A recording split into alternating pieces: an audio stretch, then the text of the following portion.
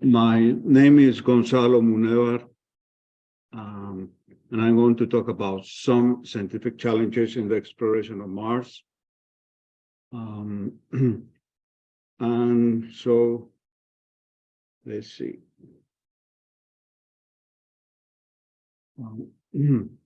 I wrote it out so in case that you have problems with my accent, you can still understand what it is about. Yeah. So I talked about these issues before in a chapter in a book called Science and Ethics in the Human Enhanced Exploration of Mars. That's the title of my chapter. And this is coming out also as part of my book, The Demon of Starlight, which will be published by Oxford University Press one of these days. Yeah.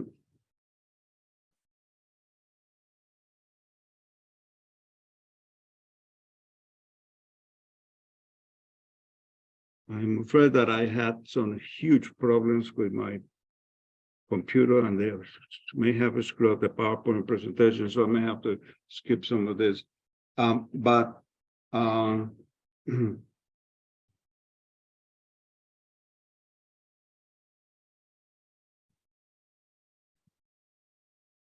Shit. Okay. This is the problem. You see, to go to Mars, it takes about 7 months with the kind of technology that we have now. And a lot of things happen in 7 months in outer space. You have problems that come from radiation and problems that come from microgravity. And what is the solution to those problems? Because it's really a huge burden that we are imposing on astronauts to take the trip. So to explore Mars, we have to get there first, right? And then we have to come back, or at least some people will come back. So how to deal with this burden, with all these problems, medical problems caused by gravity and microgravity and by radiation? Well, the solution to most people seem to be fix them medically. There are medical problems, right? Health problems, so use medicine. And what I'm going to suggest is that that is the wrong approach. It may seem sensible, but it's still nevertheless very wrong. Okay. Now, what happens, let's begin with the problems with radiation. Well, if you have problems with radiation, why not fix them by changing your genes? So your genes will give you the power to resist the effects of radiation. And how do we do that? And let me see here if my thing didn't let me down again. Okay. Well, there's this little animal, but I hope the picture at least came through. The tardigrade. And the tardigrade is a small, four-legged animal that can withstand tens of thousands the levels of radiation like humans can. And in fact, they can also live in the vacuum or near vacuum of outer space. So why not take some genes from these tardigrades and put them into humans, right? We can do lots of things. And now there is a system to do that. It's called CRISPR-Cas9, which received the Nobel Prize, and it is from my alma mater, UC Berkeley. So I should really be proud of this, and I am, as an alumnus. But is this the right thing to do? Well, they did a study, and in this study, they took these genes and put them into human cells, in vitro. So you have this container, and then you put in the tardigrade. You change the cells with the tardigrade cells, with the tardigrade genes. And then what happens as a result? these cells become 40% more resistant to radiation. Amazing, right? So it looks like we are in the right direction. And in another study, UC Berkeley and the University of California, San Francisco, which is the medical center of UC up north, received $20 million. This is not to work with tardigrades, but to figure out if by recombining genes, we could have greater resistance to radiation. So this is the basic idea. And I don't think it's a very good idea. As cute as the tardigrades may be. Yeah. Okay. So what do you do in the case of CRISPR-Cas9? So you have RNAs that go to specific locations in the genome, and essentially they change the proteins, and in changing the proteins, they change the functions of the genes. Yeah. And you could delete genes, you could combine, you could do all kinds of things with genes, thanks to this. And so the idea is to remake the astronauts into, different kinds of living things, at least in that respect. And the goal would be to, well, at the end of the astronautic career, to bring them back. That is the genome to the way it was before. See, and you certainly don't want to be passing this on because we wouldn't want to change the human race at all. This is just a temporary thing while they are doing these very dangerous kinds of work. Yeah.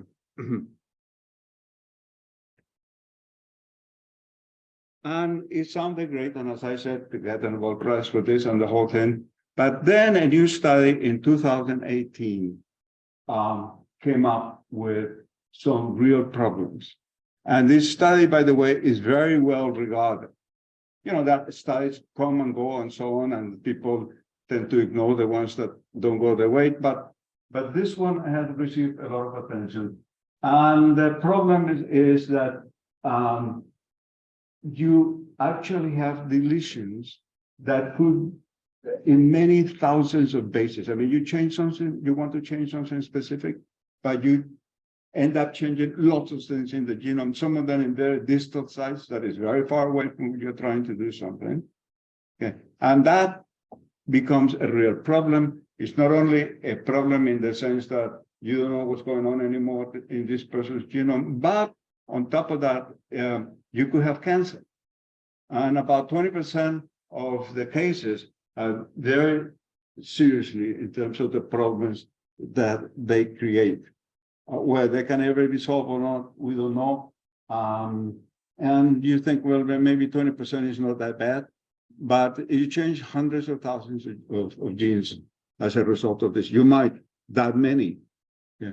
Now, if you have a gene that is not working right, and the person is very ill, is in danger of death or something like that, then it seems sensible to take the chance and change the gene, right? That was the basic idea. However, if you have a gene that is not working wrong, that is a gene that is actually working the way it's supposed to, and then you change it because you want this person to go and do some work in very unusual conditions, that doesn't seem ethically permissible. It's just two different kinds of things altogether, you see. And, well, what are you going to do about this? Well,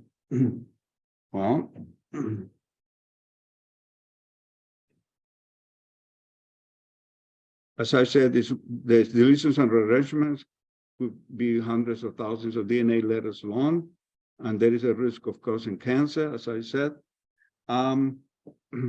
Okay, think about this. We have 26,000 genes. That's not a very large number. I remember when I was a student, we were supposed to have hundreds of thousands of genes. but the more and more they study, the greater the reduction in the number of genes. So 26,000, that means the genes have to combine, right? If they don't combine, well, we won't be able to have the phenotype that we have. So what do?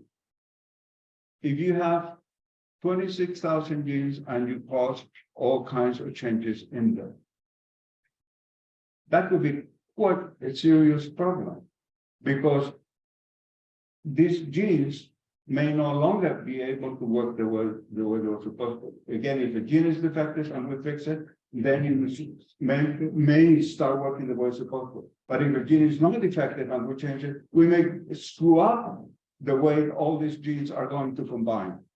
Okay. I don't mean to say that CRISPR is a bad technology. It's an excellent technology, medical technology. So what are we going to do? Shouldn't we take the chance? I said, all these guys are going to be in outer space. And I said, no, this is the wrong approach.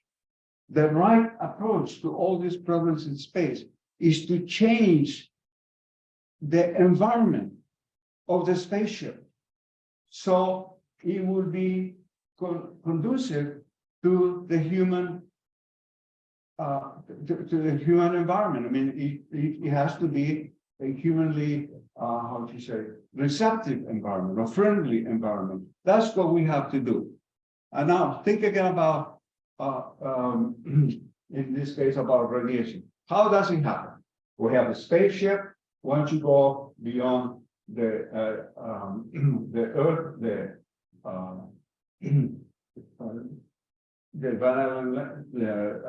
belts and all that sort of thing, the magnetosphere of the Earth, that's when it hits, when the radiation really hits the astronaut in the ship. You have protons that come from solar flares and all that. Those are not really a problem because we have thick walls on spaceships now, and they can stop those protons. The problem comes from what? It comes from cosmic rays. And in cosmic rays, what we have is particles and even whole helium and even heavy elements that have been accelerated close to the speed of light. So it's like putting yourself as a target in the Stanford Linear Accelerator and having all these particles come at you. Worse, actually, because you have cool elements coming at you. Because this could be extremely destructive. And what happens is, once they hit the walls of the spacecraft, then you have this radiation exploding all over the place. Or if they hit you, and if they hit your skin, the same thing. Okay. So, is there any way to stop that? Yes. Water. The hydrogen in water stops this. It stops this, the neutrons and the protons and everything that is accelerated and that is coming from the shower. It can stop it. And especially in certain kinds of plastics. So what you do, if you have the wall of the spacecraft, and immediately after the wall of the spacecraft, almost just contiguous, but almost as a unit, what do you have? You have bags of these special plastics full of water. And what happens? No radiation. Okay. So isn't that a lot more sensible to do? Why don't we do this? Okay, now, in addition to all this, NASA, oh, by the way, I should say, going before, 40% reduction in radiation, when we're talking about that big amount of radiation, it's not good enough. That means you still get 60%, right? And on top of that, you have the possibility of cancer and who knows what else, as I mentioned before. So if we change the environment, so the environment is friendly to humans and you have no radiation, isn't that much better? And to improve the situation even further,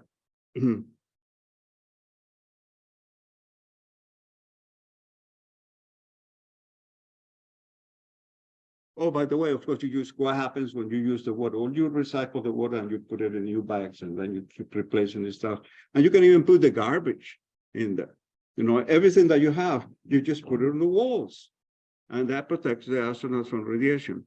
Now, we have something even more compelling, and that is that NASA is developing an ideal shielding material, hydrogenated boron nitride nanotubes, or hydrogenated BNNTS. They are small nanotubes made of carbon, boron, and nitrogen, with hydrogen interspersed through the empty spaces left in between the tubes. This material is excellent at absorbing radiation and extremely strong, even at very high temperatures. And it has one more thing. Oh, wait. It can be used. It can be made into yarn. So you can actually make clothes for the astronauts. So when they get to Mars, they can actually be dressed in this material, and that's going to help them. Okay. Well, it actually stops the radiation. So we have good news coming. Let's just go that way instead of trying to fix this problem by medical means. Okay, so that's the problem of radiation. So now let me go to the microgravity problem.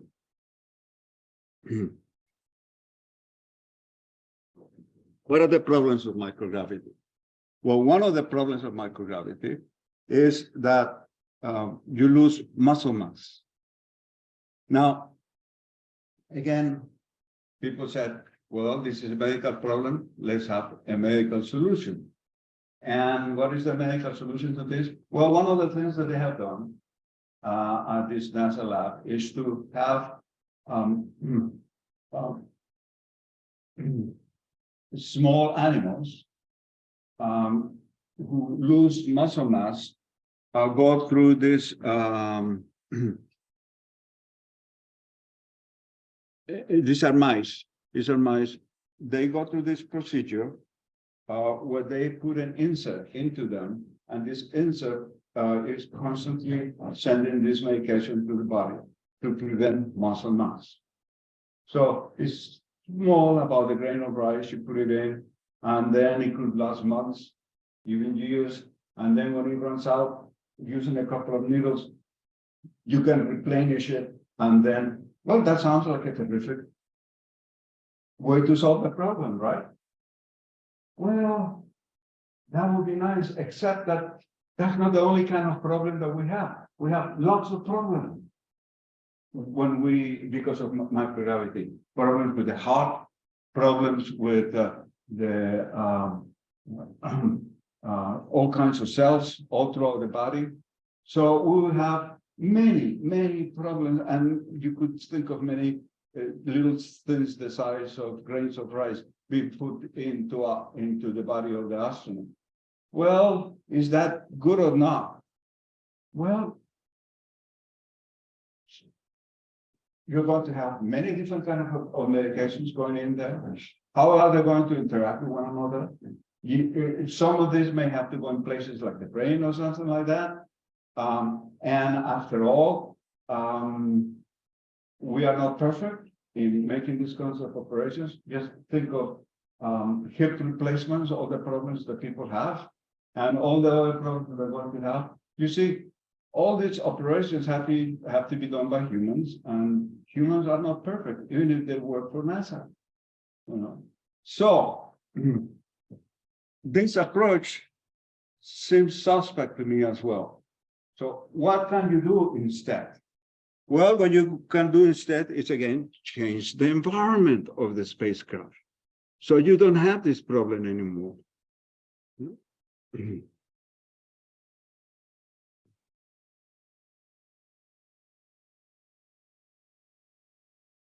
So we could have artificial gravity. Now, there are two ways to fix the problem of artificial gravity. One of them is going to come naturally, probably in a few decades. We don't have it yet. In fact, there was a talk today about nuclear spaceships, and this is using fission reactors and so on. And one of the capabilities of these space rockets spaceships is to have constant acceleration. And once you have constant acceleration, you no longer have to worry about microgravity anymore. It's as if you were walking on Earth or pretty close to it. Yeah. But it will be decades. And you could have so maybe some solar sails that actually work, right? You know, they're big enough and they can take the trip. But for one thing, the trips will be a little shorter, and people don't have to worry about this, as I said, because you feel as if you were, you know, walking on Earth or close to it. So, but that's going to be decades away. And people want to go to Mars long before that. Maybe I'm wrong, maybe it's going to be only 30 years, but I doubt very much that it's going to happen before then. So what do? Invent something new? Well, that would be great, but I'm so old I cannot invent anything. Like I've forgotten most of the things that I thought I knew. Yeah. But for 100 years, we have had a solution to this. That rocketry, big rocketry, the first one we ever had, the Russian Tsiolkovsky was the one who came up with it. And then through all that century, many scientists have fixed this, the math, the physics, the whole thing, including some very distinguished physicists like Gerard O'Neill in the 1970s, for example. So why don't we go to that? And that is the rotated spacecraft. And let me see if this part works. Okay, this drawing was done by one of my students, former students, and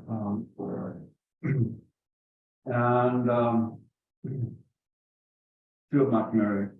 And this is the way it works. Okay. You have the spaceship. And what are you going to do with these are going to be huge spaceships that are going to Mars anyway, right? So what do? You bring up all the different parts and assemble them in orbit. I doubt that anyone will want to take the whole thing off from the surface of the Earth. It's much too big. So you have the big rocket, and then after the big rocket, what you put in, you have a big compartment with supplies for the mission. For once we get to Mars, yeah, and then finally you have at the very front, you have what? Well, you have the part where the astronauts or the future explorers of Mars are going to be, right? That's the way it's going to do. You just assemble the rocket, supply, compartment, human compartment, right? So instead of assembling them that way, it's the same component, assembling them this way. You have the combustion rocket. You put it right in the middle. And again, this is not my solution. This is the solution by extremely distinguished people who came long before me, and whose name we will remember long after mine has been forgotten. Okay, so you have the combustion rocket there, and then this will be probably, it depends on exactly what you want, but it's probably a couple 100 meters. And then you have a human transport over here, and a supply ship. And then what you do is to make the whole thing rotate. And to make the whole thing rotate, actually, once you're in outer space, is very easy. You take many of the small, some of the small rockets that are used for, for maneuvering and so on, and you just put them in and you make the whole thing rotate. As you rotate, see, this is what happens. I'm on the hull of the human compartment, for example, and what happens? The thing is moving. It's going like this. So it's throwing me out. And it's also making me go up. So in essence, it's making me glued to the floor, as if I were attracted to the floor. See? And that's it. It's the feeling of artificial gravity.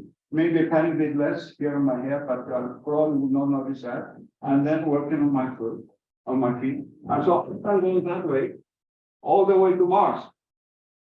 And without any problems about gravity, because I had that implicit gravity. And Einstein showed us a long time ago, there is just no difference as to how you feel. If you're in an elevator that is going, up, at a certain speed, you feel just as if you were on the surface of the Earth.